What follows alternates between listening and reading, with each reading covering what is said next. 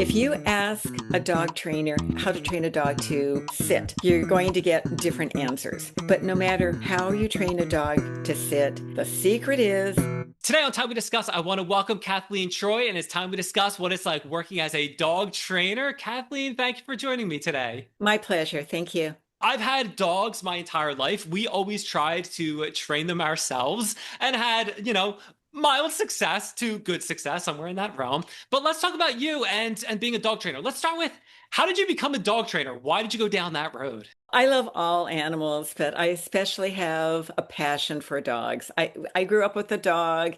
Um, I've never thought I've seen a furry face that wasn't attractive or wonderful to me. I just love them. So I've always been involved with dogs. So I've had many dogs, and I believe in training. I love agility training. I teach all my dogs American Sign Language because at some point, every dog will lose its hearing.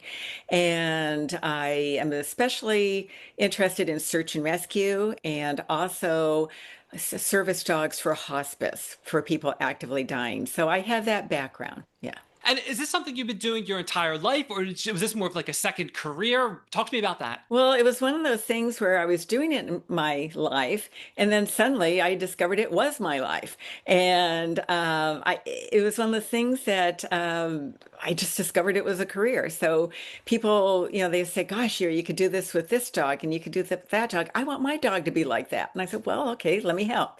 And it just took off from there. And then, you know how it is, you start mingling with like type people, and all my friends suddenly became dog trainers, and they taught for the canine unit and things like that. And we just kept bonding together.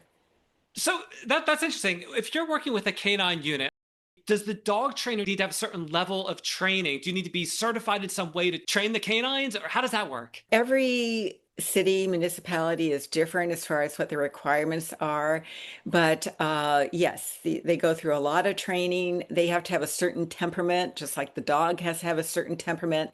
You could love dogs, but you may not be a good trainer in that you have to be the alpha dog, especially with the canine unit, because they typically use Belgian Malinois.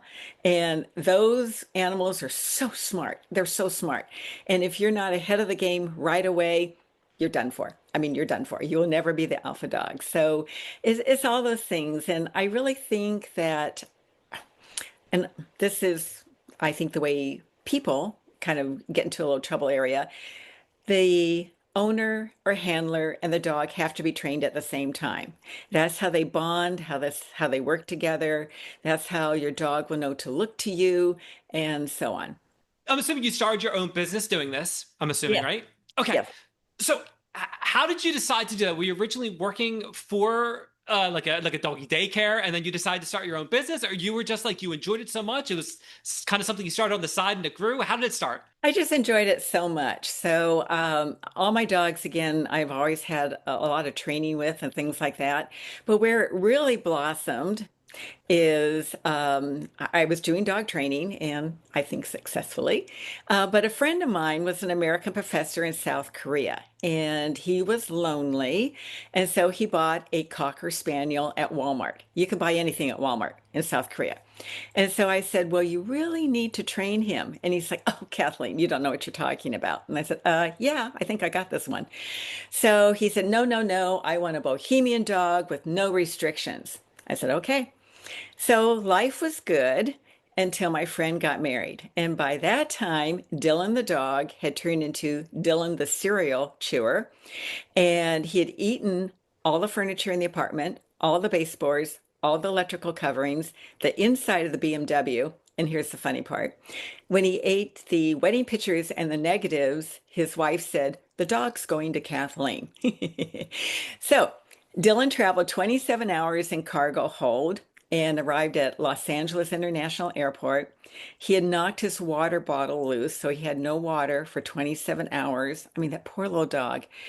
And my idea was I was going to find him a good home.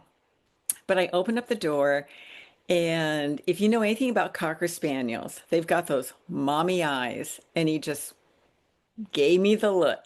And I said, do you want to go home? And he said, yeah. So he was 18 months old. He didn't know his own name. He wasn't potty trained. Took him home. We started working together. And after a while, a friend of mine who actually trains for the canine unit, he said, Dylan's really smart. You could do much more with him, maybe get him in search and rescue. And I said, well, yes, but he's not a Labrador. He's not a Great Dane. He's not a Belgian Malinois. He's a little short, fluffy guy. And he said, but he's really, really smart. And actually, dogs with shorter noses have more receptors than other dogs. And so started training Dylan. So leaping to the end of the story, Dylan developed a 500 word phrase vocabulary, could contact 911 with a special device, knew American Sign Language, bilingual understanding, English and Korean, and he could count to 10. He could detect a dead body under 10 feet of water. He was the only Cocker Spaniel on the search and rescue team. And this was a dog that nobody wanted, that someone had written off as a problem dog. And so, what I would tell people is if I can do this with Dylan, you can do this with your dog. Any dog can be trained. Any dog. That is wild. That is so cool. Wow, I'm just blown away. Well, here's the good part of the story, I think. At the end of the working day, Dylan would get 2 tablespoons of Baskin Robbins vanilla ice cream. And he actually became a spokesdoggy for Baskin Robbins. They had this contest about send us your story. Why do you like ice cream? So I thought, well, he's got a good story. So I sent it in and he won. You said something earlier that made me think of this when it comes to teaching, to training dogs. Okay. And I recognize that probably dogs, much like humans, some are going to be easier to train than others. Mhm. Okay. But let's talk about specific when it comes to the breed. Are certain breeds significantly easier to train than others, or is it more about personality? What's that like? Even though a dog is a domestic animal, they're still a dog. And way back when, they were bred to do something, to hunt, to herd, to root out vermin. And those instincts are still going to be there. So you may have to work a little harder. You may have to be a little more patient. And I think that's really what it comes down to, just patience, consistency, and love. I mean, who doesn't need a little extra love in their life? And that's how you're going to bond with your dog. I want to talk about it from this angle. So, a friend of mine is a behavioral specialist. Mhm. I've met a number of behavioral specialists during the course of my adult life, and we talk about behavior reinforcement and changing behavior.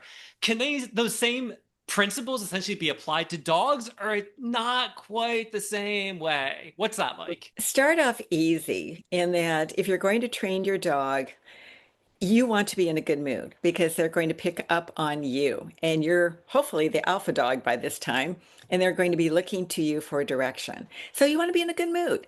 And everybody wants enthusiasm, they want to be cheered on. So if you're not in a good mood, save it. There's always tomorrow. So, okay, you're in your good mood. You want to be consistent. You want to be patient. But I really have to tell you this, Dan. Okay, if you ask a dog trainer how to train a dog to sit, you're going to get different answers. But no matter how you train a dog to sit, the secret is yummy treats. That's it. I mean, that's the whole big secret. And what you want to have, even if you have a big dog, let's say a Great Dane, you want to have a treat that is no bigger than your fingernail on your pinky because you want the dog to gulp it down. You don't want the dog chewing the treat because if they're chewing the treat, they're going to be going, this is pretty yummy. And, I wonder if there's any more. And they don't care that you want to teach them to sit or not to jump or anything like that. They don't care. All they care about is the treat. So you want them to gulp it down and then look to you. That is really, really good advice. So let's talk about the business side of things. Let's talk about you starting the business. How difficult was that from like a marketing perspective, getting noticed? What's the saturation level like? Mm. Generally speaking, go back to when you first started this business. How difficult was it to get up and running? And is it still just as difficult nowadays, or is it easier? All of that stuff. Talk to me about starting a business. Well, first of all, I love business and I love marketing. I love it. I started my first business when I was 15 years old, and I don't know how many businesses I've had since. So I always tell people, if you don't have a business plan, you're not a business person, you're a gambler. And so you need to know, where are you going to go? What do you want? But also, very importantly, what does your client need? Those could be two different things. So start to associate yourself with people who would want you, who cares about you, who wants what you do. So I associated myself with various animal interest groups, Mutts in Need, ASPCA, the Sunny St. Bernards, things like that. Also, and this may sound like something that's not important, but I really think it is. I always tell people, be thankful, be grateful, and accept opportunity. If somebody asks me to come and speak, or asks me to do a demonstration, or they want to come witness something that I'm doing, I'm all for it. I always say, if you want me, invite me, I'll come. So I guess the moral to that story is always give back more than what you get. So by doing that, you're going to get the message out that, hey, she's a nice person. Hey, if I were a dog, I would want, to be in her class. Or, hey, I've seen the things that she does. So with that in mind, you are your best spokesperson, but get yourself out there. So where I live, I belong to the Chamber of Commerce. I belong to special interest groups. I also teach full-time at Cypress College, which is the #1 community college in California and third in the nation. And we have events on college all the time, through foundations. I always say, hey, I would love to come. You need a speaker? I would love to be there. And that's how you do it, I think, is offering your services. And then it will get out. If you've got something that people want, they will want you. That is really, really great information. And you said a couple of things that made me think of some really good things that I can add on to that as well. And I shared this very, very early on in the show's history. I talked about my father being in business, and he had his own trophy business. And people would approach him and they'd say, "Oh, you do trophies? You also do plaques?" "No, I don't. I don't do plaques." "Oh, okay." Then someone else would show, "Do you do plaques?" "No, I don't do plaques." Then finally he said, "Maybe I should do plaques too." So he started doing plaques as well. And then the T-shirts, and then the mugs, and but like all kinds of different things happened. He didn't say no to the opportunities anymore. He just kind of accepted them and kind of baked them in. The other thing you talked about was giving more than what you get. And that reminded me of, I spoke to Dalen Husso, who had his own pool business, and he talked about leading with giving people value. Like, this is the value I can give to you, and then just kind of see what comes back. And he had a lot of really, really good success with that. Absolutely. And even as the small things that we all know, for example, always have a business card with you. I'm surprised at people who don't. Or have some sort of promo thing. I have something about the size of a postcard that I have with me. If I go into any meeting, first of all, I have a little name badge, professionally made, who I am, what do I do? And people ask, what is that? What's Dylan and Friends? I go, well, let me tell you. And then I have a business card. And for example, this is February. And it is Girl Scout Cookie Month. Okay, so you got those cookie pushers out there. So I'll go up to their cookie stand, and I always buy a box of cookies. Who could resist? And then I'll say, here's my card. I understand that Girl Scouts earn badges, pet responsibility, business, things like that. Please invite me to your group. I would love to make a presentation. And I do it for free. So I will offer my services for free to organizations like that. I offer them to schools, career days, readathons, things like that, because I believe in them and I believe in the things that they do. And it's education, I love education too. So make yourself accessible. And it may sound corny, but I really think karma exists. And I really think it does come back. And people, again, they get to know that you're dependable, or they're in a fix. They're like, oh, the speaker canceled. Who could we get? Oh, Kathleen, that nice girl. My whole life I've been Kathleen, that nice girl. So there are worse things that you could be. I was gonna say that's not bad at all. Not bad at all. Yeah. So you talked about working at the community college, and this made me think of this. A friend of mine has a dog. I can't remember if it's going through to be a therapy dog or emotional support training or something like that. But that's kind of what made me think of this. So if someone is training dogs, how difficult is it for them to then train the dog to be an emotional support animal or to be a therapy dog? Is there certified training that goes along with that, or not so much? What is that like? There are in California. That's where I'm at. And so they do go through a training process, and it's pretty rigorous. And one of the things that we have our dogs go through is the American Kennel Club Canine Good Citizen test. It's a 10-part test. The dogs have to do it perfectly and the first time. And the owner or the handler, can be another person, can't interfere. So there's an evaluator there. They give the test, they give the prompt, and you have to do that. When that is finished successfully, the dog will have a vest and they will have a patch that says AKC Canine certified. And that's important. And Dan, in the world of technology, you can get anything off the internet now. I mean, you can. But as someone who's in this business, I know the difference in that. For example, I'll be at an outdoor cafe and someone will have their dog there and they have the vest on and it supposedly is a support dog or something like that. And the dog is begging from the table. And it just isn't true. So the dogs are trained, for example, in a situation like that to be under the table. They cannot eat when they are working. So they have to eat beforehand and so on. There's just things that when you're in the business.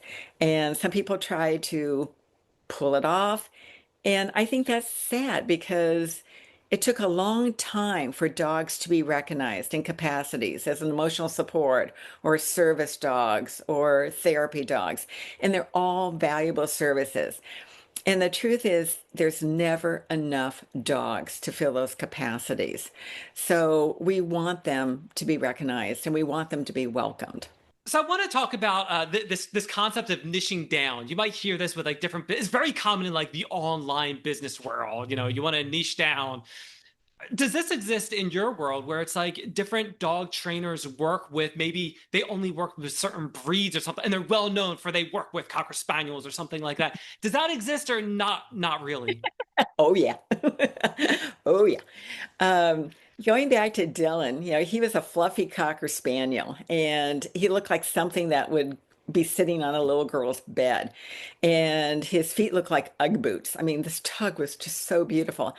And when I first started training him as a service dog, I remember this one handler, his name was Roger, and he only worked with canine dogs. And he did not want to work with Dylan. He says, I work with canine dogs and have big dogs and I don't like little pretty dogs.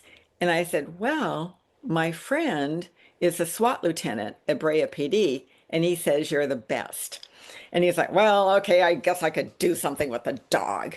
Well, it turned out that Dylan was just so visible and he attracted so much attention and people were just so much interested in what he could do. He again became kind of a spokes dog and it created a good liaison between the public, Brea PD, and search and rescue and things like that. So it got people interested and it got them thinking, well, gosh, if that little fluffy dog could do this, my dog can do that too. Yeah. Completely unrelated. Okay, so you have people that are very strong dog people, which I am, love dogs. And then you have the other people that are they're cat people. Okay, so my question for you, has anyone found a way to corner the cat training market yet? All right. I love cats. I've had four cats in my life, two to live to be 22, one 18, and one 16. And I am convinced that feline and felon are synonymous. I love them. They're like clever little ninjas and they're smart and I love them. You know, people always say cats are aloof, and that wasn't the case with mine. Mine were very much in your face, and you better recognize me and recognize me now. So I think, again, you will bond with your cat in some degree, and they will, be a certain way. You know, they may want to be on your lap and not on anybody else's. And so I think, I know this is silly, but I think animals just know if you like them or you don't. And they have a good judge of character. And so if you're a good person, if you're kind, if you're respectful and you love them, they're going to love you back. They are. Yeah. I always get some enjoyment when you have a gathering of some kind and you have the person that is not a cat person or not a dog person. And invariably that animal goes over to them and tries to get all kinds of attention. I absolutely love that. Oh, yeah. I had a black cat named Cabernet, and he knew who was not a cat person. And he would jump on their lap, and it was almost like, I'm going to make you like me. And people would come around. They would say, I'm not a cat person, but this is a pretty cool cat. And he would be like, I told you, I'm a cool cat. Yeah. Kathleen, one of the things I like to ask when it comes to your business, what are some unexpected perks that came along with having your own dog training business? I guess it's just doing what I love. People ask me all the time if I work, and I say, not really. Not really. It's fun. Seriously, Dan, I wake up every day and I think I'm the luckiest person I know. I love it. I love my life. I love what I do. I love all my clients. I love the people I meet.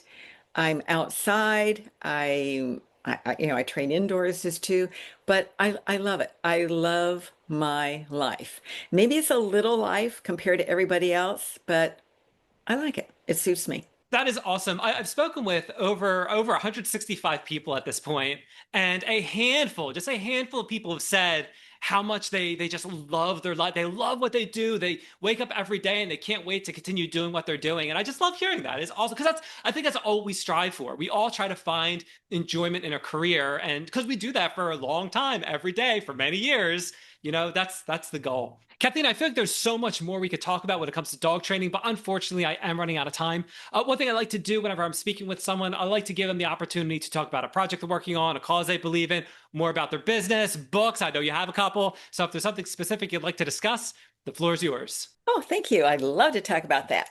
So, I told you the story of Dylan, and that actually prompted a series that I have. It's called the Dylan's Dog Squad series. 6 books are out, seventh is in progress, and it's based on the true story of Dylan. So everything that Dog does in the book, Dylan has done in real life.